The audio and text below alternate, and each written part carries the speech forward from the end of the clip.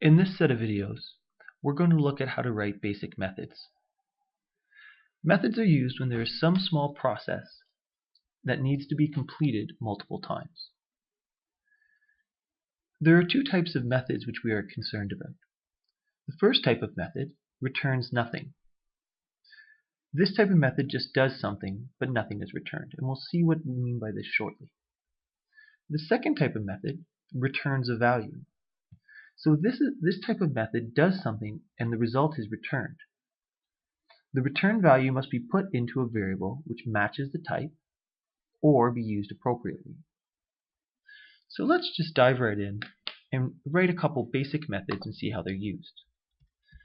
So down here I've written a main method, and if I run this file right now, we can see that it does nothing. So when we compile a Java program and execute it, it will always look for this main method. And so this public static void main, this is actually a declaration for the main method. So anytime a Java program is run, it looks for that main method. And what we want to do is write a couple other methods that might do something. So the first thing is to know where we write methods. In Java, to write a method, it needs to be placed inside the class. So if we look at our class here called method example1, and we see that this top bracket matches with this bottom bracket, we need to actually write our method somewhere in between those two braces. So a method starts by writing a header. At this point, all methods are public, so methods always start with the word public, and all our methods are static. This next word is the return type. This tells us what the method is going to spit out. You can think of it as.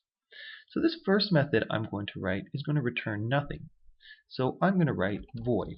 What that means is this method doesn't have to return anything back to the program.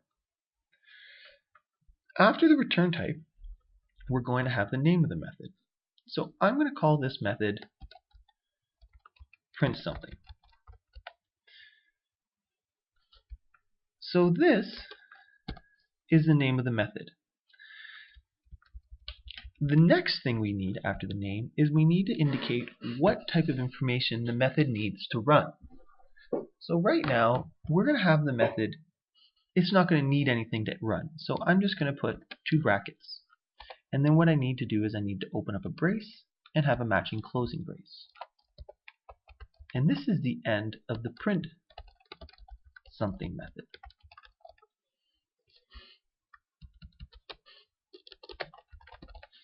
So just to note about setting this up, we have our main class here. Inside the class we have our main method, which we're familiar with writing, and whenever we run a program it automatically finds this main method and executes it. This is the opening of the main. This is where the main closes. If we go up to our class, we see where this is the opening of the class. This is the end of the class, or the closing of the class. Any method we write has to be written in between this brace and this brace, but it can't be within another method. So we've written the header for this method called print something. And all methods have the following form. They start off with the word public. Currently we're not too concerned about what that word means. Then it's followed by the word static. Again, this word will take deeper meaning a little later on in the course. This next word is an important word. This word indicates the return type. So this first method, it's not going to return anything, so we put the word void. Now we have the name of the method. Name of a method is always written out just like a variable name, in that the first letter for the method must be a small case, and any words after the method are large case or uppercase.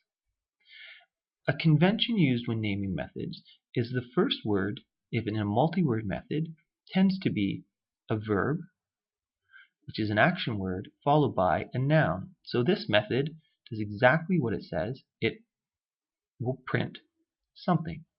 The last part of the braces, which indicates what the method takes. This method takes nothing.